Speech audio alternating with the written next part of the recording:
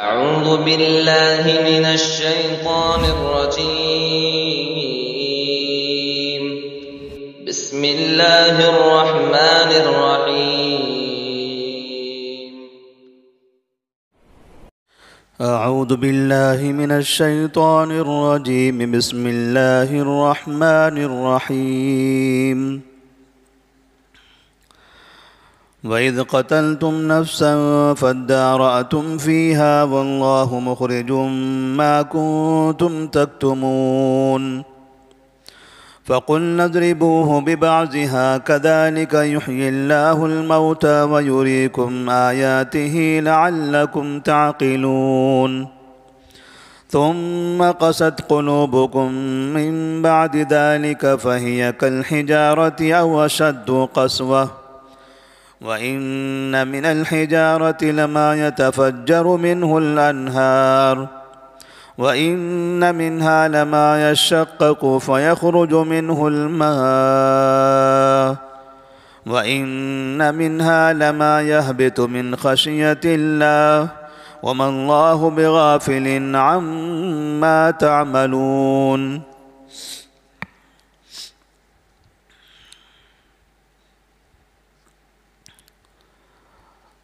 سورۃ البقرہ آیت نمبر 72، 73 اور 74 میں اللہ تبارک و تعالی نے بنو اسرائیل کے درمیان ایک قتل کا معاملہ ذکر فرمایا ہے کہ ایک شخص نے اپنے مالدار چچا کو، جس کے پاس کافی زیادہ دولت تھی، اس کی دولت حاصل کرنے کے لیے قتل کر دیا۔ قتل کرنے کے بعد رات کی تاریکی میں میت کو کسی دوسرے کے دروازے کے سامنے لے جا کر پھینک دیا۔ صبح ہونے کے بعد لوگوں کے درمیان اس کے قاتل کے بارے میں اختلاف ہونے لگا کہ آخر اسے قتل کس نے کیا ہے، کون اس کا قاتل ہے۔ لوگ ایک دوسرے کے طرف اشارہ کرنے لگے، جو قاتل تھا وہ قاتل بھی دوسروں کی طرف اشارہ کرنے لگا۔ کسی کو سمجھ میں نہیں آ رہا تھا کہ آخر اس شخص کا قاتل کون ہے۔ قتل اس شخص کے بھتیجے نے کیا تھا اور مقصد یہ تھا کہ اپنے چچا کا مال حاصل کر لے، جلدی سے وراثت کا مالک ہو جائے۔ تو لوگوں نے آ کر موسیٰ علیہ السلام سے شکایت کی کہ اس کے قاتل کا پتہ کیسے کیا جائے۔ موسیٰ علیہ السلام نے بنو اسرائیل سے، اپنی قوم سے کہا کہ تم ایک گائے ذبح کرو۔ جب گائے ذبح کی گئی تو کہا گیا کہ اس کے گوشت کے ٹکڑے کو تم میت کے جسم پر مارو، اور اس طرح سے وہ میت زندہ ہو گئی۔ وہ چچا زندہ ہو گیا جس کے بھتیجے نے اسے قتل کیا تھا، اور اس نے زندہ ہو کر کہا کہ میرا قاتل میرا بھتیجا ہے۔ یہ ایک معجزہ ہے، ایک واقعہ ہے جو بنو اسرائیل کے درمیان پیش آیا تھا، جس کی طرف اشارہ کرتے ہوئے اللہ تبارک و تعالی فرماتے ہیں وَإِذْ قَتَلْتُمْ نَفْسًا فَادَّارَأْتُمْ فِيهَا۔ جب تم نے کسی انسان کا قتل کیا اور پھر اس کے بارے میں تم اختلاف کرنے لگے، اس کو چھپا دیا، آپس میں اختلاف کرنے لگے۔ وَاللَّهُ مُخْرِجٌ مَا كُنْتُمْ تَكْتُمُونَ، جو تم چھپا رہے تھے اللہ تبارک و تعالی اسے ظاہر کرنے والا ہے۔ یعنی انسان آپس میں ایک دوسرے کی باتیں چھپائے تو کب تک چھپائے گا؟ وہ وقتی طور پر ایک دوسرے کے درمیان چھپی ہوئی رہے گی، لیکن اللہ تبارک و تعالیٰ کو وہ ساری باتیں پتہ ہیں۔ سب جانتا ہے. جب موقع آئے گا تو اللہ تبارک و تعالی ان باتوں کو انسانوں کے سامنے ظاہر کر دے گا. تو اللہ فرماتے ہیں واللہ مخرج ما کنتم تکتمون. تم قتل کر رہے ہو، پھر چھپا کر آپس میں اختلاف کر رہے ہو کون اس کا قاتل ہے کون اس کا قاتل ہے، گویا یہ ڈرامہ کر رہے ہیں، ایسے ہی لوگوں کو گمراہ کر رہے ہیں. تو واللہ مخرج ما کنتم تکتمون. فَقُلْنَا اضْرِبُوهُ بِبَعْضِهَا كَذَلِكَ يُحْيِي اللَّهُ الْمَوْتَى وَيُرِيكُمْ آيَاتِهِ لَعَلَّكُمْ تَعْقِلُونَ. جب گائے کے ذبح کرنے کا حکم دیا گیا، گائے ذبح کی گئی، تو گائے کے گوشت کے بارے میں کہتے ہیں اللہ تعالیٰ کہ ہم نے کہا کہ تم اس کے گوشت کے اس کے جسم کے بعض حصے کو میت پر مارو. تو اس کی وجہ سے میت زندہ ہو گئی. كَذَلِكَ يُحْيِي اللَّهُ الْمَوْتَى. اللہ تبارک و تعالی مردوں کو ایسے ہی زندہ کرتا ہے. اللہ تبارک و تعالی مردوں کو زندہ کرنے پر قادر ہے. زندہ کرنے کی شکلیں کیا ہو سکتی ہیں، کیا طریقہ ہو سکتا ہے، وہ اللہ تعالیٰ ہی بہتر جانتا ہے. اب یہاں اس شخص کو زندہ کرنا ہوتا، یہ بھی کہا جا سکتا تھا کہ زندہ ہو جاؤ، وہ زندہ ہو جاتا. لیکن قوم سے یہ کہنا کہ گائے ذبح کرو پھر اس کے گوشت کا ٹکڑا اس کے جسم پر مارو پھر یہ انسان زندہ ہو رہا ہے، آخر اس کے پیچھے کیا مقصد ہے؟ مقصد یہ تھا کہ ان کو گائے ذبح کرنے پر مجبور کرنا، ورنہ گائے کے گوشت میں وہ تاثیر نہیں ہے کہ کسی میت کو زندہ کر دیا جائے. مقصد یہ تھا کہ گائے ذبح کریں، وہ اپنے ہاتھوں سے ذبح کریں، اس لیے کہ وہ لوگ گائے کی پوجا کرتے تھے، گائے کی عبادت کرتے تھے، گائے کو خدا مانتے تھے. جب وہ گائے کو ذبح کریں گے تو ان کے اندر اس بات کا احساس ہوگا کہ یہ ہمارا خدا نہیں ہے. یہاں ان کے دل سے شرک کو نکال دینا تھا مقصد. اور پھر اس کے گوشت کے ٹکڑے سے اس کو مارنا تاکہ ان کو یہ سمجھ میں آئے کہ یہ ساری چیزیں تمہاری آنکھوں کے سامنے ہو رہی ہیں.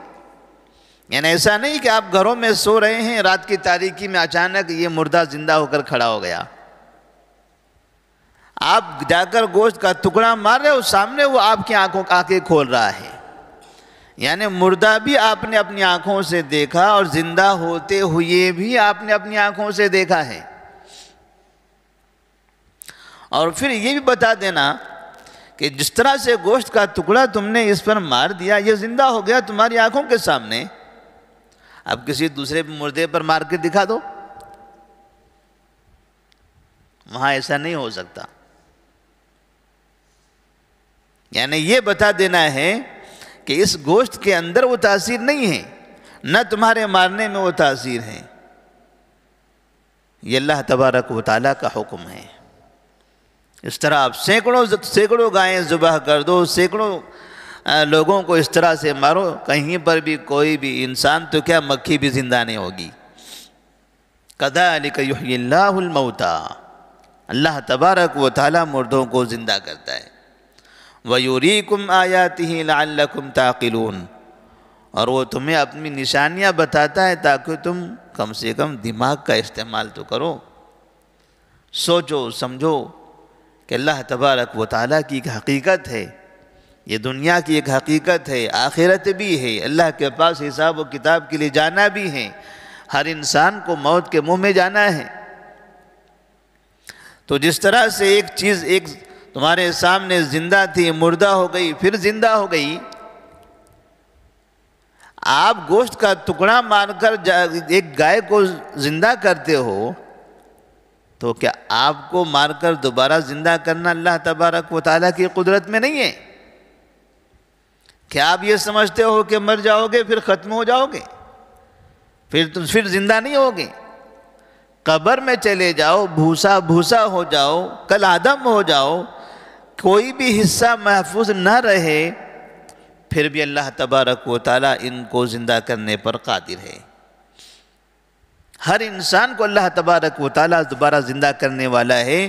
یہ بنو اسرائیل کو یہ پیغام دینا تھا کہ تم بھی اس دنیا میں جو سرکشی کر رہے ہو، رب کی نافرمانی کرتے ہو، تمہیں بھی مرنا ہے، اور مرنے کے بعد زندہ ہونا ہے، اور زندہ ہو کر اللہ کے دربار میں آ کر حساب دینا ہے۔ ثم قست قلوبکم من بعد ذلك فهي كالحجارة او اشد قسوة۔ اتنے مناظر دیکھنے کے باوجود بھی یہ ساری چیزیں آپ کے نظر میں آ گئی کہ ایک جانور کو جو مردہ تھا اس کو مار دیا گیا، جو زندہ تھا اس کو مار دیا گیا، مردہ جانور کے ٹکڑے سے ایک مردہ انسان کو زندہ کر دیا گیا، مردہ جانور کے ٹکڑے سے مردہ انسان کو زندہ کیا جا رہا ہے، اور پھر وہ زندہ ہو کر اپنے قاتل کا پتہ بتا رہا ہے۔ اس کا مطلب یہ ہوا کہ اگر آپ کسی پر ظلم کرتے ہو دنیا کے اندر، کسی کے ساتھ برا سلوک کرتے ہو اور یہ سمجھتے ہو کہ وہ اس دنیا سے چلا گیا، ظالم چلا گیا یا مظلوم چلا گیا، یہ نہ سمجھنا کہ یہ کہانی ختم ہو گئی۔ یہ دوبارہ زندہ ہوں گے اور سارا ماجرا اپنی زبان سے سنائیں گے۔ دنیا میں ان کے ساتھ کس نے کیا برا سلوک کیا تھا، وہ اللہ کے دربار میں ساری باتیں بولیں گے۔ ورنہ جو انسان قتل کیا گیا تھا، اس کا قتل ہوا، کسی نے بولا نہیں تھا، اس نے دیکھا کہ اس کے سامنے اس کا بھتیجا آ رہا ہے، اس کو قتل کر رہا ہے، ان دونوں کے علاوہ کسی کو نہیں پتہ ہے، قاتل کو اور مقتول کو معلوم ہے، اور مقتول زندہ ہو کر کہہ رہا ہے کہ میرا قاتل فنا اور فنا ہے۔ مطلب یہ ہوا کہ انسانوں میں سے جن کے ساتھ بھی ہم برا سلوک کریں گے، وہ اس دنیا سے چلا بھی گیا تو آخرت میں اٹھنے کے بعد وہ ساری چیزیں اس کو یاد آئے گی کہ میرے ساتھ کس نے کیا سلوک کیا تھا، سارا ماجرا وہ سنا دے گا۔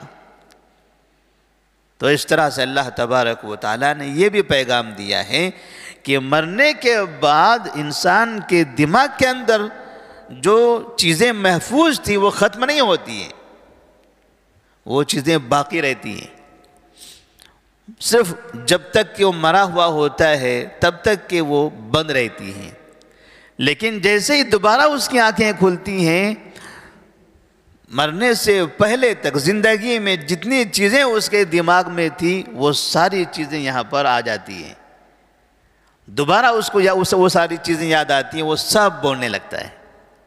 یہ بھی ایک پیغام دینا مقصد تھا کہ انسانوں کو یہ معلوم ہونا چاہیے، کوئی یہ نہ سمجھے کہ یہ دنیا ہے، آخرت کا تو کیا ہے، کس کو پتہ ہے، آخرت کا ہمیں پتہ ہے، ہم جو کر رہے ہیں وہی ہے، ہم اچھا کر رہے ہیں وہاں اچھا ہے، برا کر رہے ہیں وہاں برا ہے۔ ہم برا کر کے کہیں آخرت کا کیا پتہ ہے، کون جنت میں ہے کون جہنم میں، ہم اچھا کر کے ہم یہ کہیں کہ کیا پتہ ہے، اچھا کرو گے تو قرآن نے کہا ہے فَمَن يَعْمَلْ مِثْقَالَ ذَرَّةٍ خَيْرًا يَرَهُ وَمَن يَعْمَلْ مِثْقَالَ ذَرَّةٍ شَرًّا يَرَهُ۔ ہمیں راستے بتا دیے ہیں، ان راستوں پر عمل کرنا ہمارے لیے ضروری ہے۔ پھر بنو اسرائیل سے اللہ تبارک و تعالیٰ کہتا ہے ثم قست قلوبکم من بعد ذلك، یہ مردے کو زندہ ہونے کے بعد آپ نے دیکھا، قاتل کا نام بتایا، یہ بھی دیکھا، اس کے باوجود بھی تم کو اللہ تبارک و تعالیٰ پر اعتماد نہیں، اس کے باوجود بھی زندگی میں سدھار نہیں، پھر بھی سرکشی سے توبہ نہیں، پھر بھی نبی کی اطاعت نہیں، ثم قست قلوبکم، پھر بھی تمہارے دل سخت ہو گئے، فَهِيَ كَالْحِجَارَةِ أَوْ أَشَدُّ قَسْوَةً، پتھر کی طرح ہو گئے یا پتھر سے بھی زیادہ سخت۔ یعنی جب انسان ہدایت والی چیزیں، اچھی باتیں، ایمان والی باتیں، آخرت کی باتیں سننے کے بعد بھی اگر بدلتا نہیں ہے تو کہا جاتا ہے اس کا دل پتھر ہو گیا ہے، مانتا نہیں ہے۔ دل تو نرم ہی ہوتا ہے، پتھر کی طرح نہیں ہوتا ہے، لیکن گویا کہ عدم قبولیت کی وجہ سے وہ سخت ہو گیا پتھر کی مانند، او اشد قسوہ، یا اس سے بھی زیادہ سخت ہوا۔ وَإِنَّ مِنَ الْحِجَارَةِ لَمَا يَتَفَجَّرُ مِنْهُ الْأَنْهَارُ، پھر اللہ تبارک و تعالیٰ کہتا ہے پتھر سخت نہیں ہوتا ہے، انسان سخت ہوتا ہے، انسان کا دل سخت ہوتا ہے، پتھر تو نرم ہوتا ہے۔